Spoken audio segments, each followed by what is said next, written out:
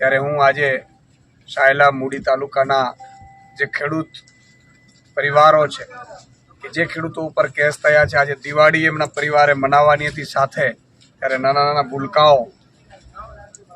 ભૂલકાઓને આજે ભાજપે એમના પરિવારથી દૂર કર્યા છે। ત્યારે આ ખેડૂત પરિવારને આજે મળવા આવ્યો છું। ખેડૂત પરિવારને હિંમત આપી છે કે આ 54 લાખ ખેડૂતો માટેની લડાઈ છે। આપના જે વડીલ જે અત્યારે દિવાળી સમયે પણ જેલમાં છે, એમને 54 લાખ ખેડૂતો અને એમના પરિવારો એમના આભારી છે કે એમણે આ મુદ્દો ઉઠાવ્યો છે। અને હું એટલું જ કહેવા માંગીશ કે આ પરિવારોની હાલત ખૂબ દયનીય છે ખેડૂતોની, જેના ઉપર કેસ કર્યા છે।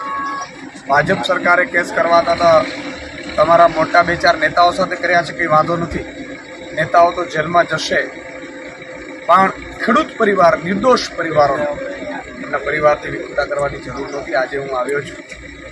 ખૂબ સામાન્ય પરિવારમાંથી આવતા ખેડૂતો, એમના ઉપર કેસ થયા છે, એમના પરિવારની આજે મેં હિંમત આપી છે, સાંત્વના પાઠવી છે। અને હર હંમેશ આમ આદમી પાર્ટી અથવા તો ખેડૂત તરીકે હું આપની સાથે છું, તો મેં એમને ખાતરી પણ આપી છે અને આશા રાખી કે આગામી સમયમાં સરકારને ભગવાન ઈશ્વર, ભગવાન રામ સદબુદ્ધિ આપે